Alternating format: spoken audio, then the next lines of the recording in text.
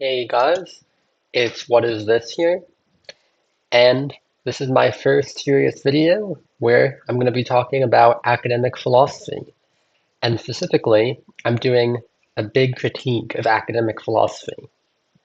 Now, why am I doing this? Well, this channel is about philosophy. However, when I say philosophy, I don't think of the same thing as when you think of philosophy, most likely. Because to me, it's a very broad subject. It's just trying to understand everything, right? And it's not just this narrow academic subject that the word has become associated with these days. And so that's why I took it upon myself to do a critique of academic philosophy. I'm actually in the academic philosophy system right now as an undergraduate. That's my major in university. And so I have a perspective where I'm able to see from the inside, almost like a traitor in an army, if you want to think of it that way, what the weak points are. And while I'm studying academic philosophy, I'm doing and studying spirituality, all in the quest to understand reality on the ultimate level. So let's get into the deconstruction. Now, the main issue is that academic philosophy has many dogmas and many limitations that I think need to be seen through and overcome to have a better understanding of reality. Now, let me address the first objection here. You might think, why am I talking about academic philosophy? Why am I using the word academic? I should just say philosophy, right? Well, no, I'm doing that intentionally, and it's because it's specifically the academic form of philosophy that I think has so many issues. When I say academic philosophy, I'm referring to what is done in universities and the Western tradition in general. So think what the average person would think of when they hear philosophy. Famous philosophers like Nietzsche, Descartes, Kant, Hume, Hegel, Marx, etc. And then the modern philosophers, sitting in their armchair, reading papers, typing out papers, and so on. So that's what I mean by academic philosophy. And this is the form of philosophy that is quite limited, okay? Now, what do I mean when I say philosophy? Philosophy is the discipline that asks, what is anything, and how do I know anything? That's the simplest definition I can think of, and I think it's the most accurate one. What is anything is the ultimate goal, because you want to understand reality. You want to understand everything. How did it get here? What is it? What is the truth? So that's the goal. But in order to do that, you first have to answer, how do I know anything? Because if you just go about metaphysics, answering the first question, without doing any epistemology, then you can come up with anything, right? How do you know that what you come up with is actually true? You don't. So hopefully I've made it clear what exactly I'm talking about here. And let's just get right into the points of criticism. Now, the very first point of criticism, and for each one of these, I'm going to have one big point and then various subpoints so that there's kind of a logical flow to this and you get what I'm trying to communicate. First big point. Academic philosophy has way too much trust in authority, which is ultimately conformity. So, you are expected to respect the views of famous philosophers as strong and well-reasoned, even if they aren't completely right. This is a big bias. You see, it's considered inappropriate if I want to say Descartes is bullshit or Kant is bullshit. If I just disrespect a philosopher's beliefs, or I say, it's not worth studying this person. But what if it's actually true, right? Did you know that Descartes actually would do dissections on animals while they were alive because he believed that only humans, as the rational animals, so to speak, can feel pain? Isn't that evidence of him being a bad philosopher? Because how would you come up with that belief that A dog, for example, doesn't feel pain. Your direct experience tells you that it does. But if you do really bad philosophy, maybe you can convince yourself that it doesn't, which I think is what happened with Descartes. So yeah, I love hating on Descartes, but that's just an example. The core point here is that you can't trust that someone's views are correct or that they're even valuable at all, just based on their reputation. And that's what philosophy is to a large degree in academia, is that the reputation of these ancient philosophers, these Nietzsches, is so huge that you're trying to find something deep in what they're saying.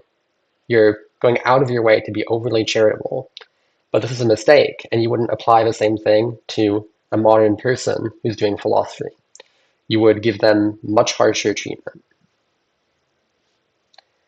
Now, a related point, there is a historical bias in academic philosophy. When you go into philosophy as an undergrad, there's a strong emphasis on historical figures, especially if you're taking intro to philosophy classes. You're learning about all these big names, as I've kind of been touching on, and you're not actually learning how to think. Now, how are you going to be a good philosopher if you don't know how to think? You're not.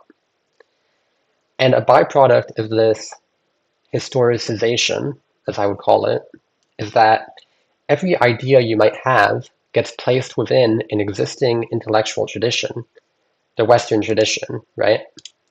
Instead of being treated on its own terms. So if I make a contribution like, oh, I have this idea about the good life or something, then maybe I'll be told by a philosophy professor, oh, that's similar to Plato. But that's not the right approach. I don't care what Plato said, right? It's my original thought. And when you're comparing everything that you come up with your own mind, to what other people have thought, it corrupts the entire process of truth seeking. Way too much time is spent studying what other people think in philosophy. And in fact, I would say the majority of time is spent that way.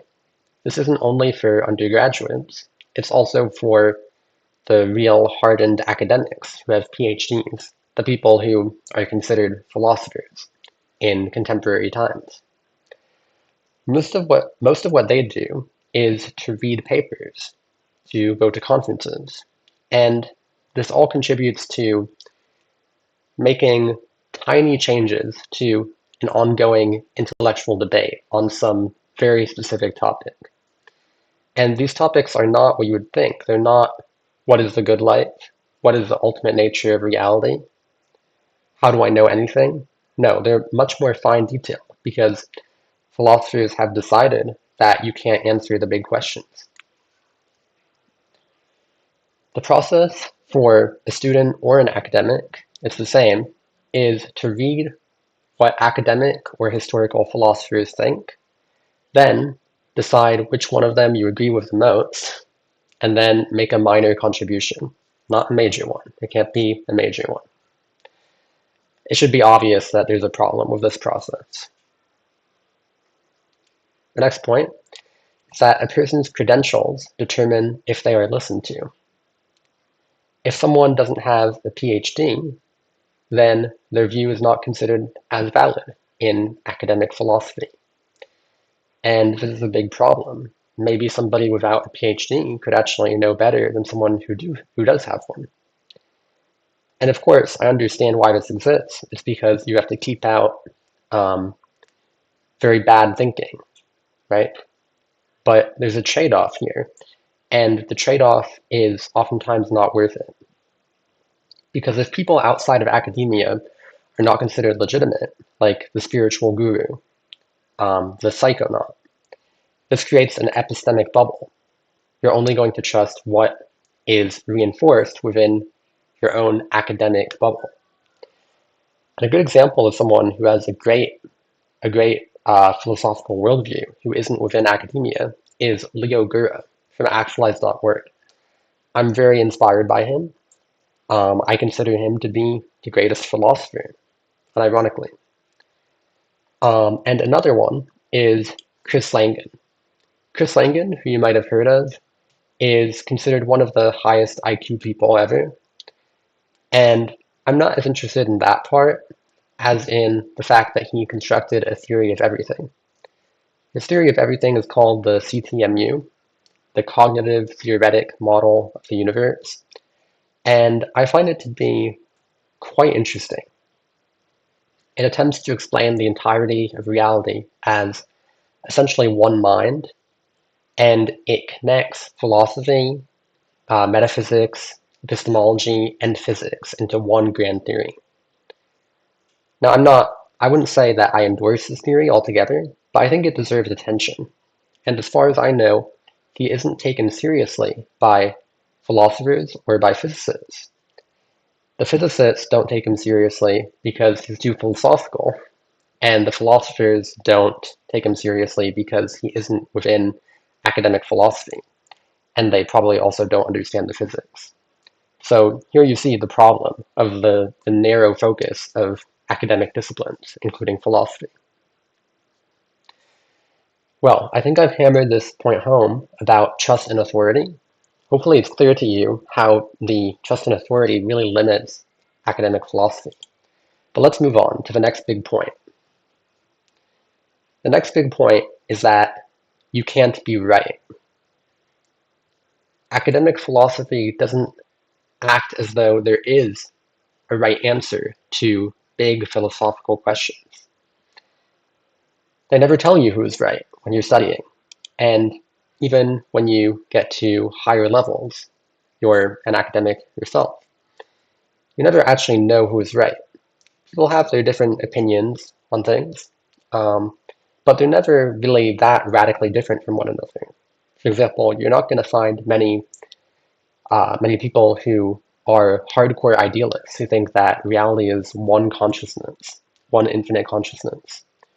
You're not going to find that view, but you will find a lot of physicalism and many different takes on physicalism, such as panpsychism and types of dualism that really are still physicalism at the end of the day. They're not that different from the status quo. And you see, when everybody has these similar positions, they never reach an answer. They never reach a meaningful answer. The views just keep getting refined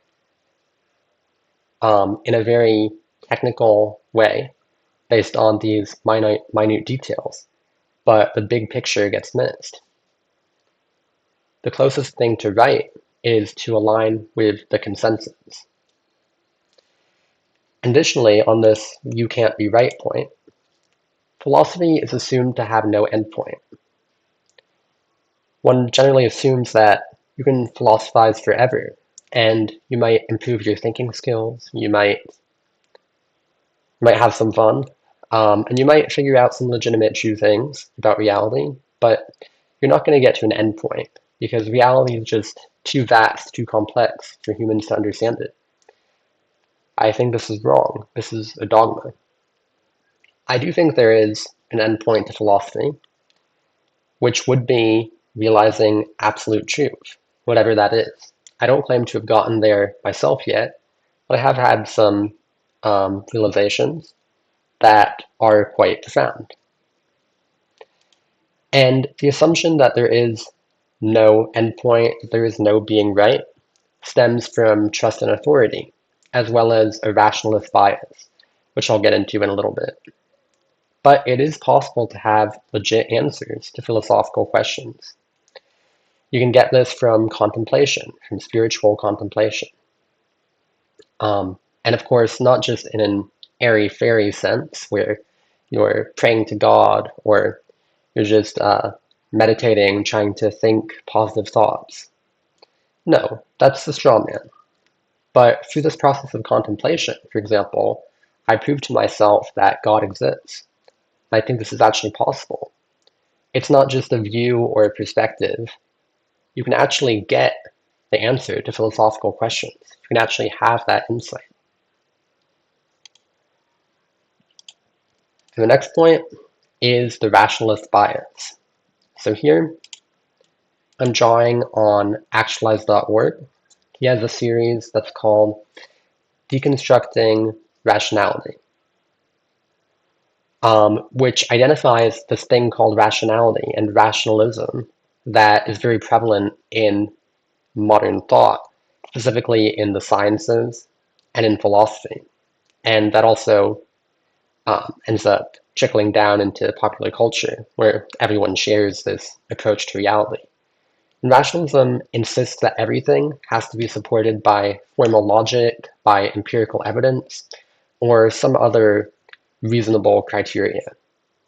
It's characterized by an excessive appreciation of science and of human reason for getting you to understand reality.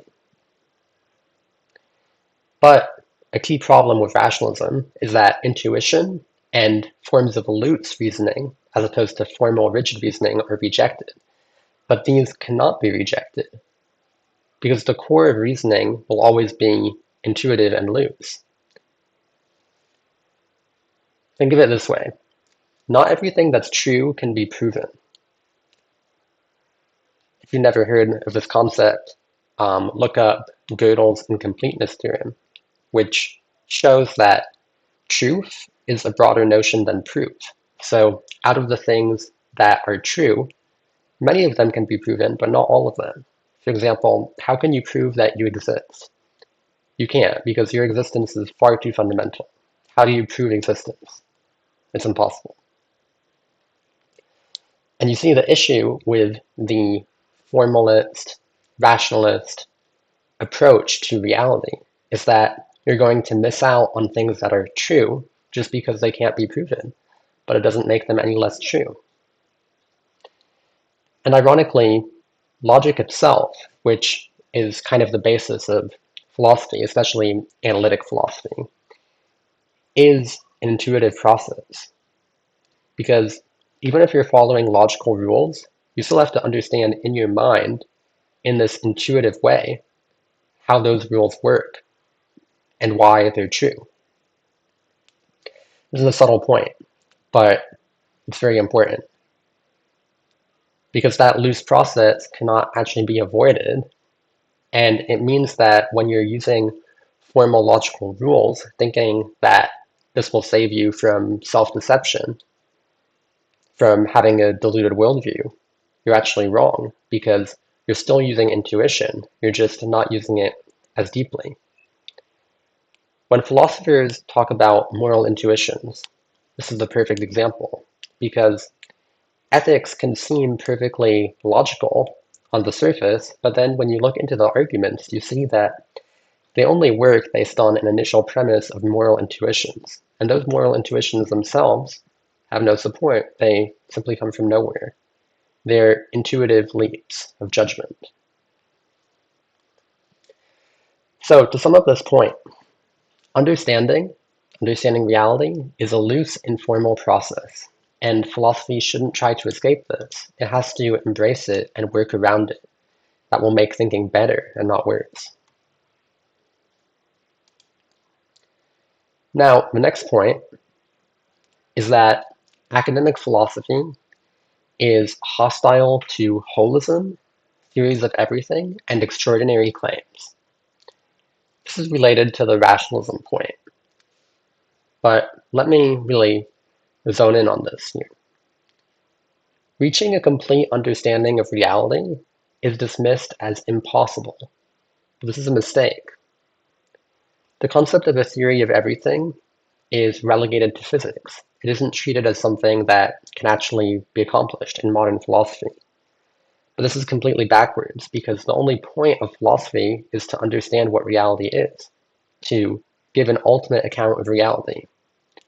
Physics and the sciences can explain parts of reality. They can explain the functioning of physical mechanisms that can be observed and experimented on, but they can never answer the ultimate question of what is anything. Yet philosophy can. So if philosophy leaves that job to physics, then it will never actually be solved because physics can't get there, even if they think they can. And philosophy also won't get there. So this has to change. And related to this, holism. Holism is very important in your understanding of reality, and academic philosophy doesn't have it. Other disciplines such as sociology, psychology, history, even spirituality are not included. They aren't considered a part of philosophy. And another thing I would add to that list is literature. But this is too narrow of a focus. You have to be holistic in your thinking in order to get the big picture, which then will allow you to fill in the smaller details from having that big picture.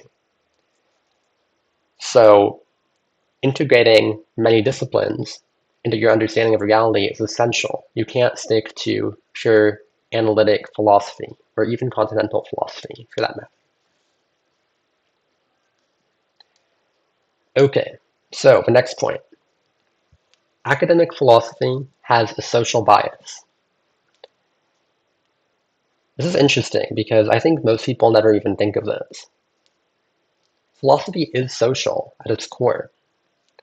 Now, the stereotype of someone who's a philosopher may be that they're kind of antisocial and very intellectual, but the core of what they're doing involves other people. You philosophize with other people or with the goal of having other people read your work. Um, or if you're reading other people's work, once again, you're interacting with other people. But what about the internal core of understanding? See, consider this. What if internal understanding is superior to external understanding? Which means that the contents of your mind are more profound, more true than what you can actually express in words and writing. And in your own experience, this must be true, because sometimes I'm sure you know something, but you can't put it into words. You just have that intuitive sense that you know this thing. Maybe you saw something coming that maybe a certain person you thought was, they seemed nice on the surface, but then you had an intuition that maybe there's something more to it. Maybe they're putting on a front and they're actually not that way. And then later it turns out to be true. That's a type of understanding that can't be put into words. And it's the same for philosophical things. The understanding of absolute reality, which I do believe is possible through spirituality, the understanding that a yogi gets from sitting in a cave for 20 years meditating, something that they're not going to put into words, and they couldn't. They're not writing a book about it. They're not telling people about it, unless maybe a student asks. But I think it would be reasonable to believe that they have a deep understanding of existence. So the internal is more fundamental than the external. Spirituality recognizes this. And philosophy fundamentally makes an assumption that truth can be put into words. What if it can't? Where is your proof that truth can be put into words? Now, I am aware that there is the field of philosophy of language, which does deal with issues like these, but still, my contention is that the fundamental issue is being missed, that there's only so much you can put into words, and the ultimate understanding can't be put into words, because words are just a representation. They aren't the actual thing itself. They aren't the absolute truth. Now, moving on, the next big point is the narrow ways of transmitting philosophy. So, academic philosophy is extremely narrow in which mediums are actually considered a valid form of transmitting or understanding philosophy. Formal writing is treated as the end-all be-all. And if you've ever read philosophy, especially the modern analytic kind, you know that the writing style is so technical, it is so dry. It's like you're reading a science textbook. But why would that be the best way to communicate ideas? That's my question. Why can't there be a more literary way of explaining philosophy in writing. And the reason, of course, is because that would be less logically airtight. But then again, taking into my points about rationalism, maybe that logical airtightness is actually a kind of facade, and maybe allowing for more leeway in terms of how logical something is, and allowing more free-flowing types of definitions could actually be helpful, because the formalism of logic turns out to be an illusion at the end of the day.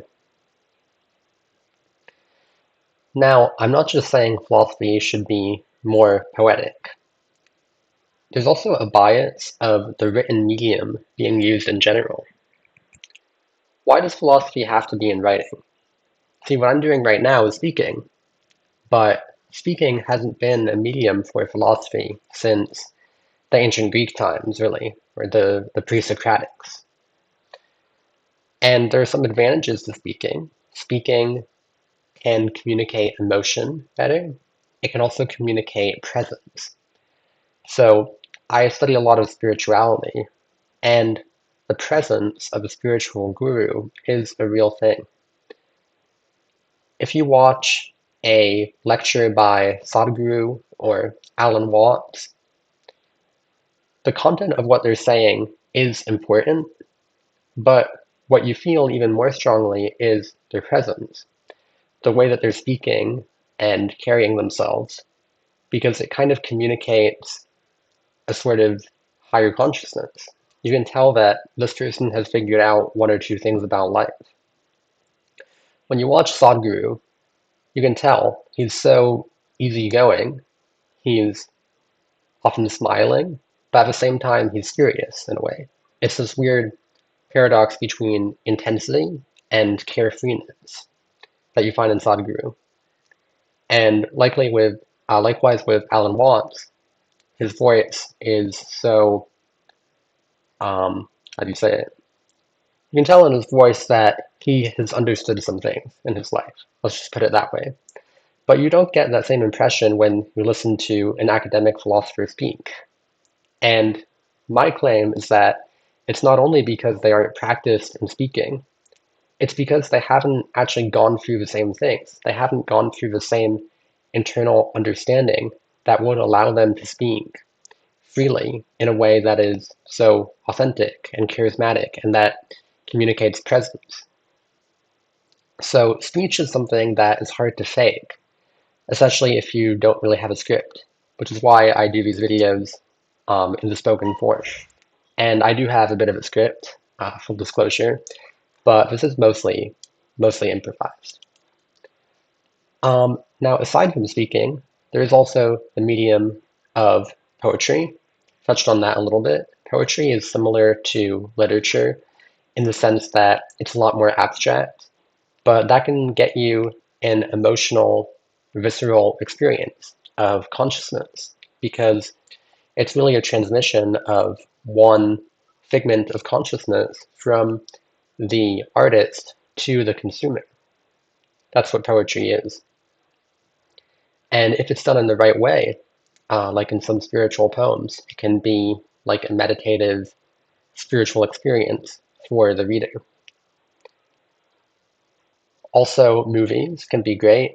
Movies are enthralling, they can hit you viscerally, and they communicate consciousness.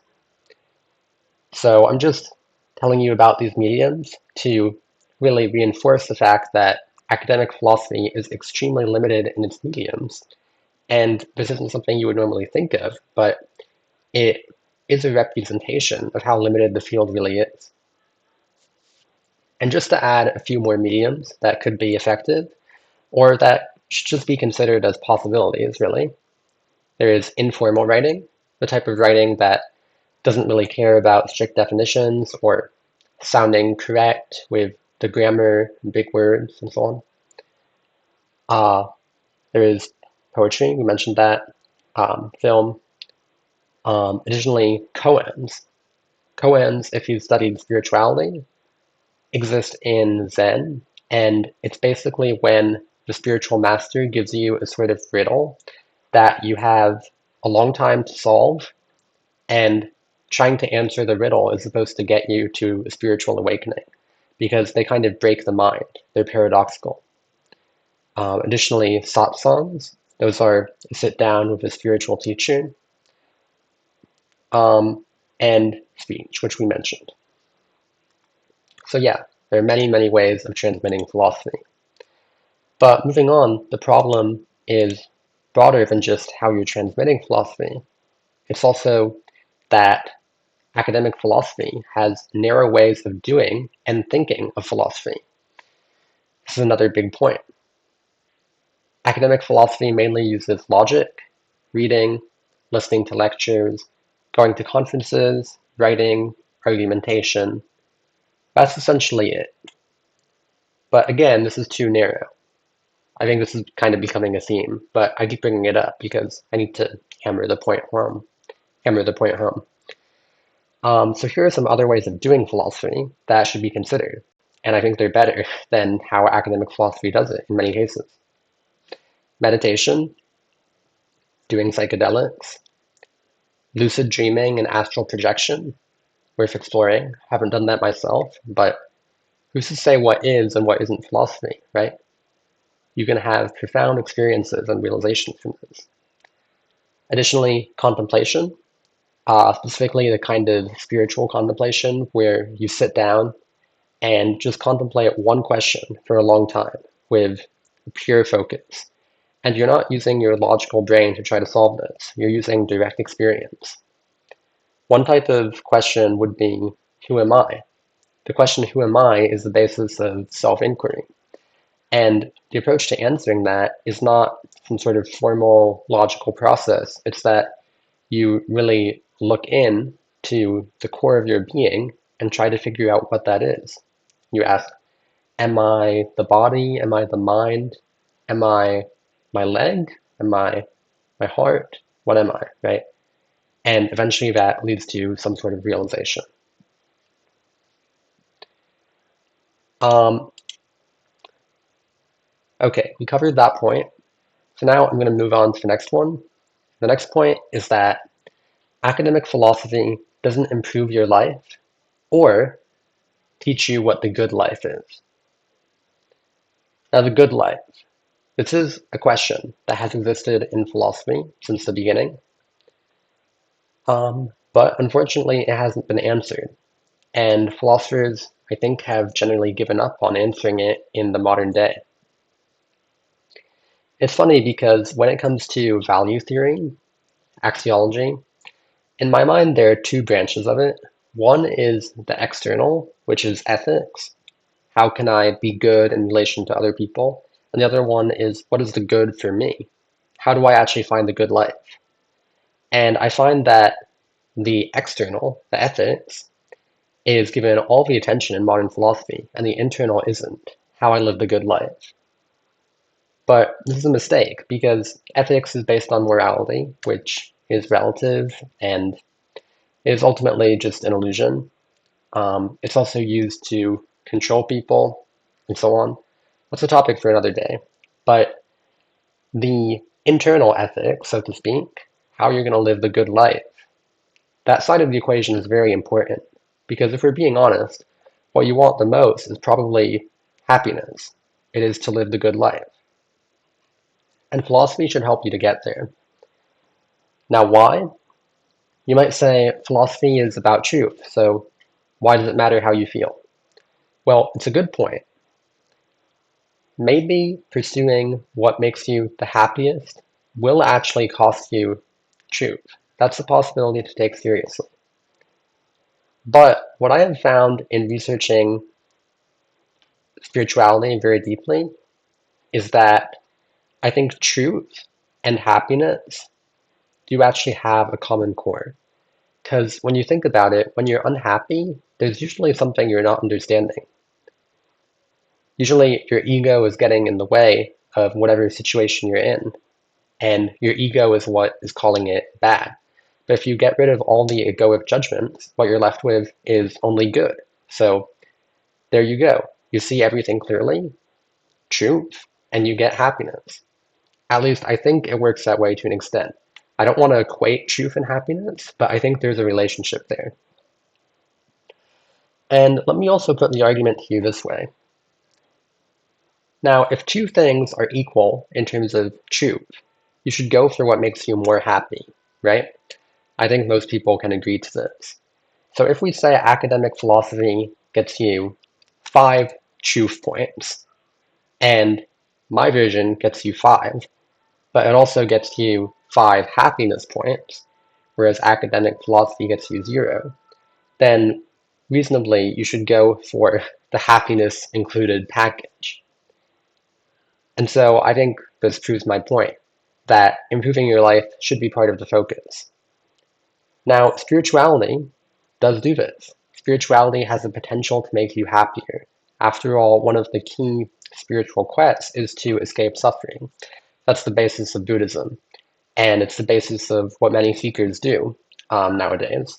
Although it is arguably a bit of a problem because they're pursuing the end of suffering rather than the truth. Philosophy, academic philosophy, on the other hand, usually makes you less happy.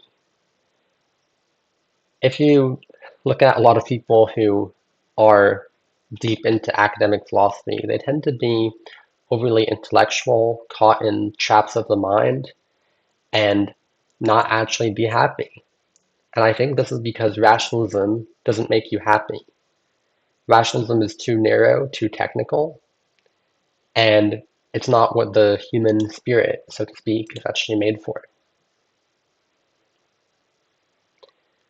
So, the next point is academic philosophy is unaware or dismissive of spirituality, levels of consciousness, and the field of consciousness work. So, spirituality. What is spirituality?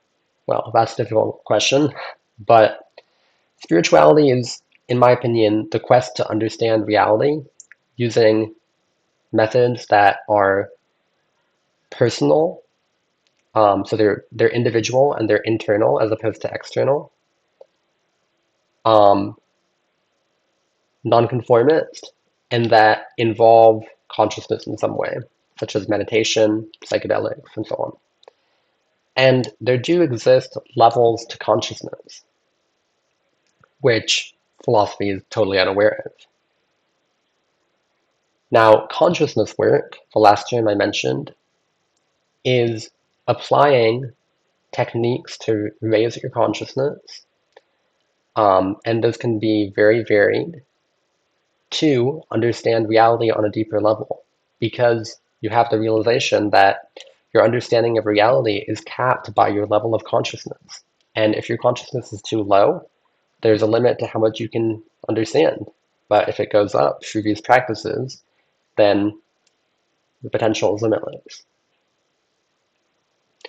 Philosophers don't realize that there exist spiritual traditions across the world which have converged on some kind of absolute truth.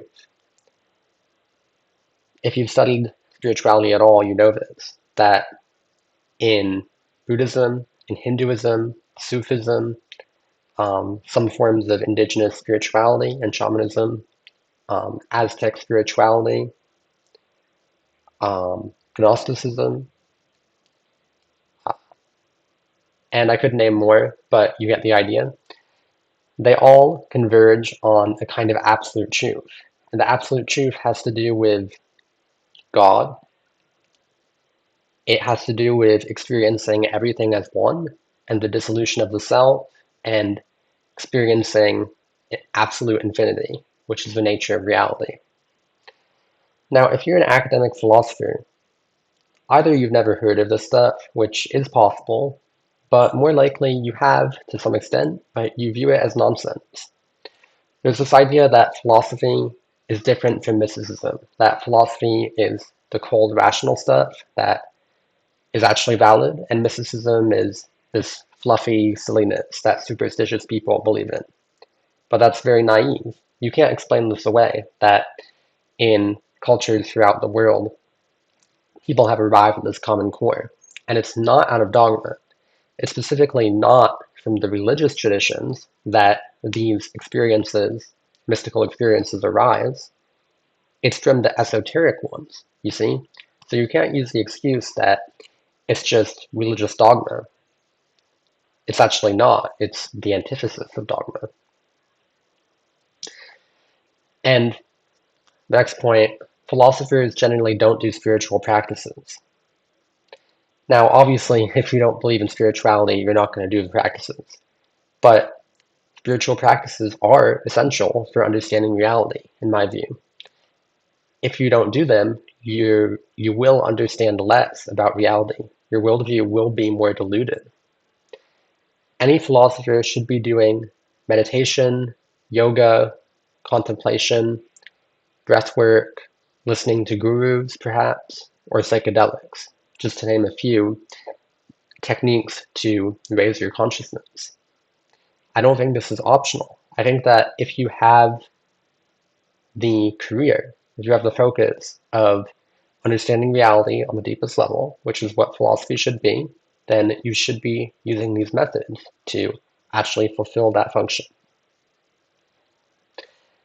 And next, academic philosophers don't realize that there are levels of consciousness. So here I'm going to reference a couple theories. One is spiral dynamics, and related to that, Ken Wilber's integral theory, as well as the ego development theory, such as the 9 stages of ego development. I learned about these through actualize.org, but the common theme is that human consciousness, and probably consciousness in general, tends to evolve in predictable patterns that trend from being very selfish and closed-minded, understanding very little, to becoming more selfless, more understanding of reality. And I'll probably have content in the future explaining spiral dynamics. But for now, just rest with the notion that there are levels to consciousness, and so you should be trying to increase your consciousness. Pretty simple. All right, next up we have a pretty big point, so pay attention here. Academic philosophy massively underestimates the power of ego and self-deception to ruin your philosophy. Now, ego is a spiritual notion that I think is very important, and philosophy barely even thinks about ego. And self-deception is basically when the ego makes you believe something that is not true and that you wouldn't believe if you were thinking about the thing in a selfless way. Okay? And the key point here is that the ego can deceive itself way deeper than one ordinarily thinks. In fact, reality itself may be a hallucination. Think about that. Everything you see may actually just be the ego's projection. Academic philosophy doesn't have an understanding of the various self-deception mechanisms that the ego can use to distort reality. These do include logical fallacies and cognitive biases, but they go way beyond that. So people who are into logic or debate bros, which has some overlap with philosophers, generally know about logical fallacies and certain cognitive biases that you can fall into, and that would make an argument invalid. But my claim, you see, is that there's much more than that. Sure, it's good to be aware of those things, but the fundamental insight that is missing is that your mind is always deceiving you. Your mind is self-biased. You're projecting constantly. You're judging things in a way that is convenient for you, not actually true. And the next point here, which captures this perfectly, is one big survival mechanism. Sorry, one big self-deception mechanism, which is survival. Survival. Now, before we can philosophize, we have to survive, you see? So our philosophizing is going to be impacted by survival. We can't just be truth seekers who are sitting down in a lotus position constantly and not even feeding ourselves. We would just die. So we have to take care of survival. And this is obvious to most people. But beyond just taking care of eating food, having shelter, there's more to the story. Because our philosophizing is going to be impacted by our survival needs. As humans, we have deep, complicated psychological needs, and our mind is going to be spinning illusions for us to get them fulfilled. Think about how a dictator justifies to himself that he's the dictator. There isn't really a dictator who doesn't believe he should be the dictator, because then he wouldn't be the dictator. So apply that same logic to worldviews. With religious people, maybe you can see this if you're an atheist. Religious people are constantly spinning illusions in their mind to justify them maintaining their religious worldview. Although, if they looked at it objectively, they would see it makes no sense, it has no backing whatsoever, and they just believe in it because other people believed in it and told them to believe in it, and now they've gotten attached and they can't give it up. Another thing that illustrates the power of survival very well is this quote, which you may have heard. You can't make someone understand something that their job depends on them not understanding. So you can't convince someone who's in the industry of making cigarettes, for example. This would be more accurate maybe in the 80s. You can't convince them that cigarettes are harmful, that they kill people, because if they realized that, they would have to stop making the cigarettes and marketing them, but they don't want to do that because they get paid from it. And in the same way, good luck convincing an ethical philosopher that ethics is an illusion. That's not going to happen either. So, to add to this, another point is academic philosophy can't answer the following: how have people believed the most ridiculous things throughout time as if they were true? Academic philosophers don't have a serious answer here. It could only be they're stupid, or they might actually call me judgmental for saying that people believe ridiculous things. But it's true. I mean, just think about it. All the superstitions people have had, all of the religions that have been invented, all of the outdated science and pseudoscience. People have believed some really weird things. Okay? So, how do you answer this? This is the problem of self-deception. You have to really deeply think about how this is possible, and that requires delving into the nature of the mind, and most importantly, the nature of your own mind. Because if everybody else is coming up with these illusions for themselves, why would you not be doing the same thing? You would have to be very arrogant to think that you're not doing the same thing. In fact, there's no reason to believe that academic philosophy itself isn't one of those ridiculous beliefs. It's just a harder one to uncover. And that's sort of what I'm uncovering with this video. Now, if you turn your mind inward and really study ego and self-deception, that can be the solution to this issue. Although self-deception is very profound, and it's not easy to get around. But certainly, taking a different approach than academic philosophy would be in order.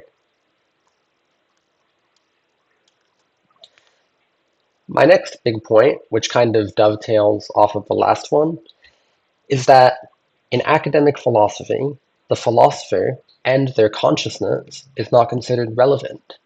Philosophy is not considered a way of life. The problem here is that you can't separate the philosophy from the one who's doing it.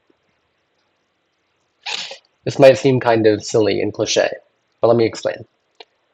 Philosophy should be selfless, right? So I agree. In the ideal, it shouldn't involve the person. But in order for your philosophy to reflect that degree of absolute selfishness, you need to do an immense amount of personal development work to actually get there, because people are not born selfless. We are very ego-driven, and so are our worldviews and our minds. The issue here is that philosophers are not selfless, but they think their ego will be selfless when it's doing philosophy, and that's not a good bet to make. The ego will corrupt their philosophy, and that is exactly what happens. Now, additionally, uh, pertaining to the philosopher's consciousness, philosophers don't make efforts to raise their consciousness. And I touched on this a little bit a few minutes ago, but let me just ask you this question. Would you philosophize well in a drunk or a drugged state? Would you seek out that state in order to philosophize well? I would presume the answer is no. Maybe some philosophers would say they philosophize better when they're drunk for some reason, because I know that some writers actually write better when they're drunk.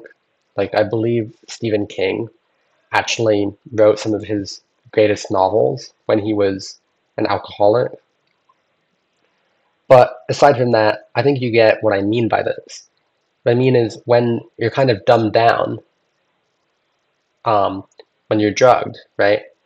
You're not able to philosophize well. In order to philosophize well, you want to be sober. But what if you could become more sober? See, that's the key question. People generally assume that just not being on any kind of substance means you're sober, and that's the best way to do philosophy, to use your mind. But this ignores the possibility that you could become more sober than the sober state, which can be done through spiritual practices, um, personal development, such as maybe doing some shadow work or learning about your personality to really illuminate to yourself who you are. Not to mention healthy habits, just getting sleep, doing some exercise, that does help. And of course, psychedelics, which I don't have a lot of experience with, but I do believe they are sobering, more so than they are drugging.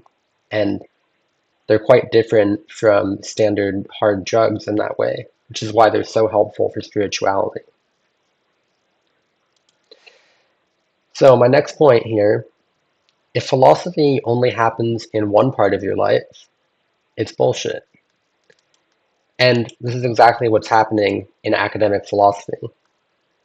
It's only happening in in your mind when you're intellectualizing, when reading, when writing, constructing arguments.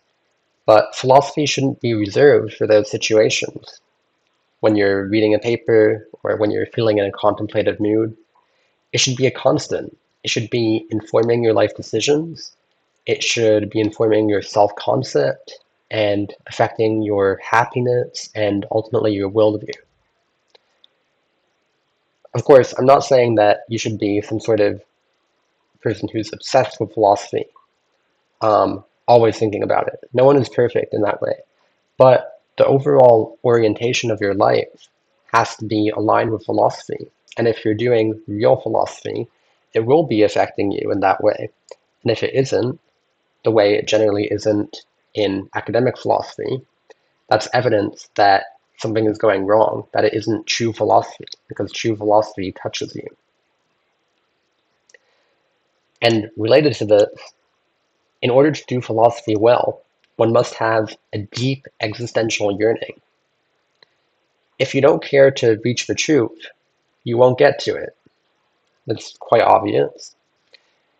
The yearning either exists or it doesn't exist in a person. And I think in more people than not, it does exist. But it can get crushed by excessive formalism, rigidity, and so on.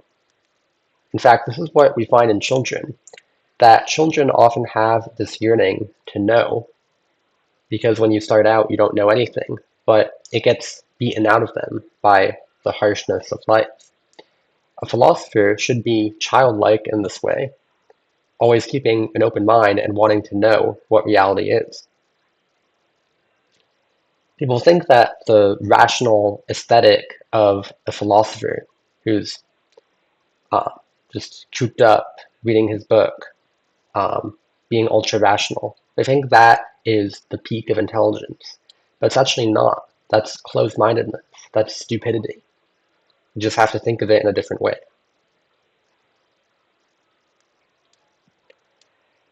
Now, my next big point here is that academic philosophy doesn't believe direct insight is possible. Now, direct insight, what do I mean by this? What I mean is grasping the nature of something or the principle or logic behind it in an instant. This is what is portrayed in a light bulb moment where you finally understand something and it's just clear to you in a moment. And I have this question to pose to you academic philosophers. If you can have a light bulb moment about all kinds of daily mundane things, why can't you about philosophy? In my opinion, just like you can understand how throwing a ball works, or how to construct IKEA furniture, or you can understand how somebody else feels through empathy, in that same way you can make philosophical discoveries.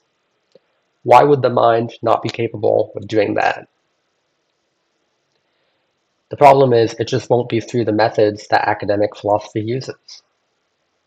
Now, doing contemplation and doing spirituality, I have had legitimate insights, or at least what I see as legitimate insights.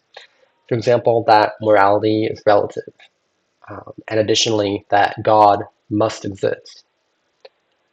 Now, why is that not considered possible by academic philosophy? I think that's a serious bias. Now, moving on, I have another big point here, and we're getting to the end, so I know it's a lot of talking through lists, but I'm just trying to really fill in the picture here of where academic philosophy goes wrong, so that it's clear for you. So, the next point is that it underemphasizes the big picture. Now, big picture understanding is essential. You have to understand everything, literally, in the big picture in order to know what it is and how it works. And the smaller picture then comes in second.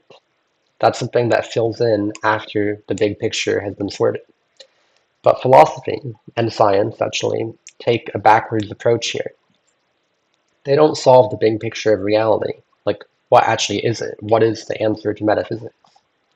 They handle technical issues that are kind of secondary and are almost meaningless. Now, what is the answer to metaphysics? My answer is that reality is God. It is a paradox, necessarily so, and it is infinity. So I'm just throwing that out there. But my next point is that philosophy messes up the big picture on subfields of philosophy. So philosophy has a few subfields. It has ethics, it has metaphysics, epistemology, and then there is aesthetics, and arguably political philosophy, although that might be a subfield of ethics. And my claim is that there is a correct orientation with regards to which subfields you prioritize and in what order you do them. First of all, the most important field is metaphysics, because it tells you what reality is. That's, of course, the most important. But epistemology is also probably as important, although they're different, because epistemology is needed to actually have any basis for your metaphysics. So you're trying to figure out what everything is, but first you need to answer the question, how can I know anything? Because if you don't know, you're going to come up with wrong ideas, of course.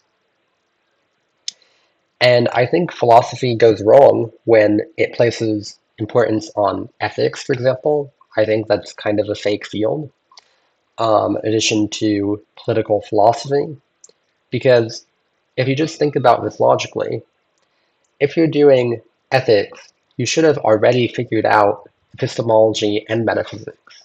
So you know what everything is, why it's there, and you know how to know anything at all. But of course, do ethicists actually have answers to these? No, they don't. And I know it seems like I'm being overly strict, but this is really how you have to be, because philosophy isn't some sort of game where you can kind of get away with whatever you want. You're trying to do the most difficult thing possible. You're trying to understand reality fundamentally, ultimate reality, everything. That's not something where you can just make mistakes and take liberties and somehow get away with it. Things aren't going to pan out that way. So, adding on to this, in philosophical inquiry, the fundamental questions in academic philosophy often get ignored, and the parameters are too narrow. Like I was just saying, in ethics, or actually, this is a more specific application. In ethics, first you have to ask what good and bad are at all, and you have to ask whether those are really objective or just inventions of the human mind before you go into these complex theories or applied ethics, like applying ethics to a real life situation. Um, so first you have to do meta ethics, and then you have to do applied ethics. But what I find is that people will do meta ethics and they choose some view that they kind of like without being like 100% certain they have the right view, and then do applied ethics. But what is that going to result in? All it's going to result in is you just supporting whatever intuitions you have with made up logic. Because unless you're 100% certain on what good is and what bad is, which would be quite profound if you were, and I think very few people are, you don't really have any business applying that notion to specific cases. Now, additionally, the big picture has to involve the ego, has to involve the mind. It also has to involve metaphilosophy. Metaphilosophy, of course, is about what philosophy is and why am I even doing philosophy in the first place. This field does exist in academic philosophy, but I think it's undervalued because you're going meta, and going meta is the ultimate big picture. You have to ask why you're doing philosophy, what the point is, and that gets into psychology. It gets into weird paradoxical territory, right? Because it involves you as the philosopher. Now, to sum up this big point that I've just been blabbering on about, these mistakes of the big picture exist because academic philosophy is, well, first of all, it is rationalist, and that's a paradigm that needs to change. But also it's because it's a collective project and not a personal one. In a personal project, it's much easier to follow the big picture because you can combine multiple disciplines. But an academic discipline needs to be narrower in many ways in order to get funding and to be considered legitimate because it has to contribute some sort of concrete, tangible thing to society because society operates on survival and not truth. So that's the harsh reality there. But I have one more point here, and then we're going to wrap things up with a bit of a conclusion. So, my last big point is that academic philosophy is broadly stuck on physicalism and reductionism. Now, if you don't know, physicalism is the idea that everything is ultimately physical, and reductionism is the tendency to explain bigger things in terms of their parts, as if that's a satisfactory explanation. I'm talking about this because I think one of the core issues in modern philosophy revolves around consciousness, philosophy of mind, and physicalism. And in my opinion, this debate is quite misunderstood, and it would be well served to involve some spiritual insights. because currently all we have is different versions of physicalism, and idealism is not getting uh, a good reputation, although I think it deserves one. So why is academic philosophy physicalist and reductionist? Well, rationalism, essentially. Rationalism wants to break things apart into pieces. Reality gets reduced to matter, and likewise consciousness gets reduced to brain activity, or also matter at the end of the day. But the issue is that listing the sufficient and necessary conditions for something, or explaining everything in terms of its parts, doesn't really explain what it is at the fundamental level. And the assumption is always that consciousness is an emergent property of living systems. But what if consciousness is actually fundamental to reality? What if it is the nature of all of reality? What if human consciousness that you see on a brain scan, for example, is just the representation of the activity of this universal mind that imagines up everything, including physical things, including human bodies, and the very brain that you're analyzing? Now, due to reductionism, philosophy can't solve the hard problem of consciousness or the mind-body problem. Mapping out physical brain processes will not tell you what consciousness is. It's simply a wrong paradigmatic approach. These things are all representations of consciousness, but the actual consciousness is right here. The actual consciousness is what you're experiencing right now. Your thoughts, sensations, colors, everything in the room or in your environment. The real nature of consciousness may actually be some sort of miracle, not a physical emergent thing. Another point I'd like to add on to, just to drive the point home here, is that where is the physical stuff? You see, physicalism claims everything is physical, but all we experience is consciousness. So where's the evidence of a physical world? I think this is really just a construct of science becoming so popular in the intellectual zeitgeist. Now, physicalism and reductionism prevent us from asking what happens after death, because it's taken for granted that it's just over. But I think there are reasons to believe that may not be true. And if we take an idealist approach, then consciousness may actually continue after death. And an idealist paradigm would encourage exploring what happens after death, studying NDEs, um, diving into mystical states, ego death, psychedelics, and so on, because these things all closely mirror physical death. Um, After all, ego death, many people say, is basically life death. Now, do we actually know that? Not for sure, but it gets close. Um, One last point here I'd like to make is that the question of what happens after death is worthwhile because we don't really know.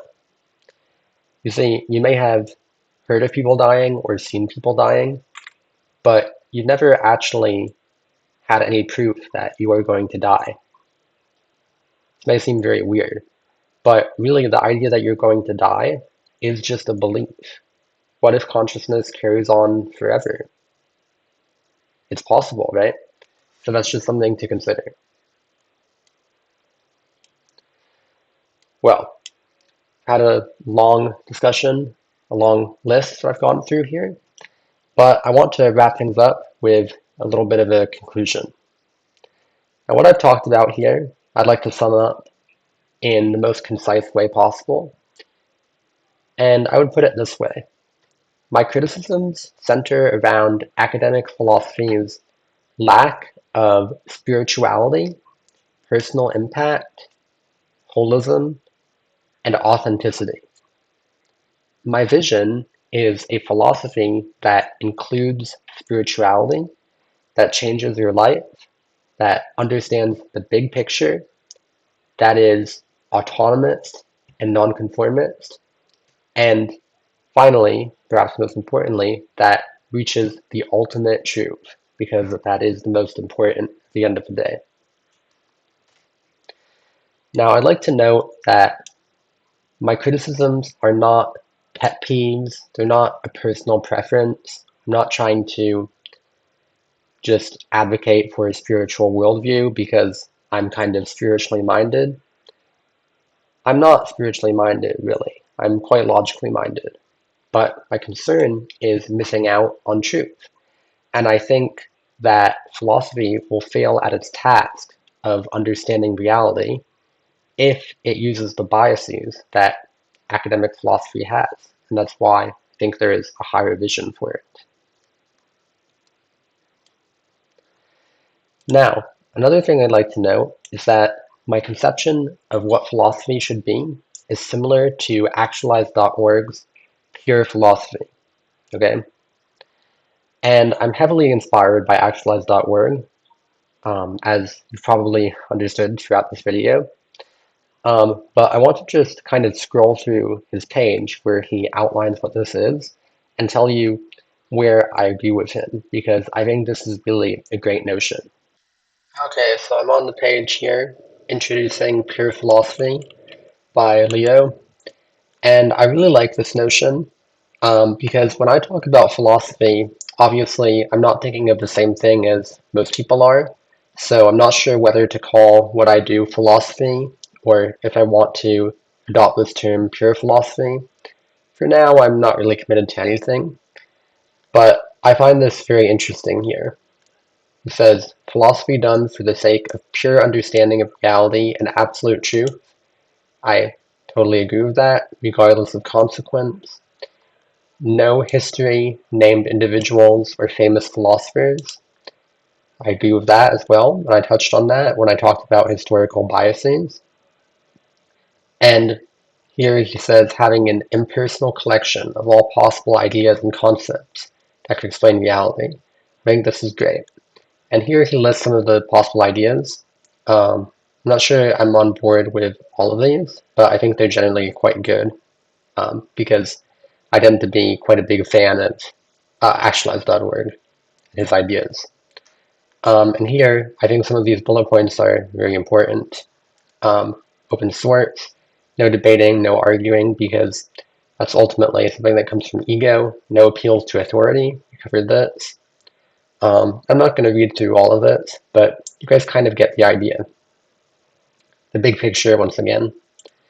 So, as you can see, this notion of pure philosophy is something that could exist, and it's something that I strive for, right?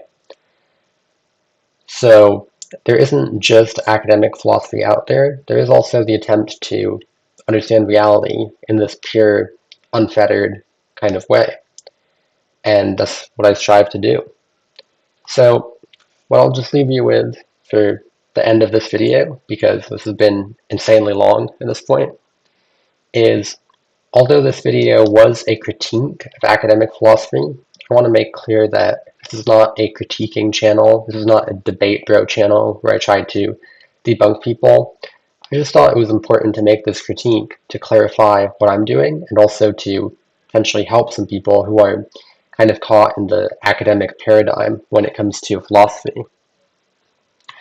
And also, my content is basically about pure philosophy, so I wanted to kind of get that across. And just as a final note here, I post on YouTube, as you can see.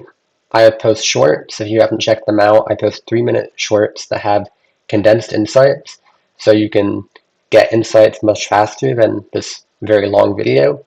And I post the same shorts as reels to Instagram, but on Instagram I also post quotes once in a while, so you can look into those and soak in all the wisdom. And on that note, I'll see you guys in the next video.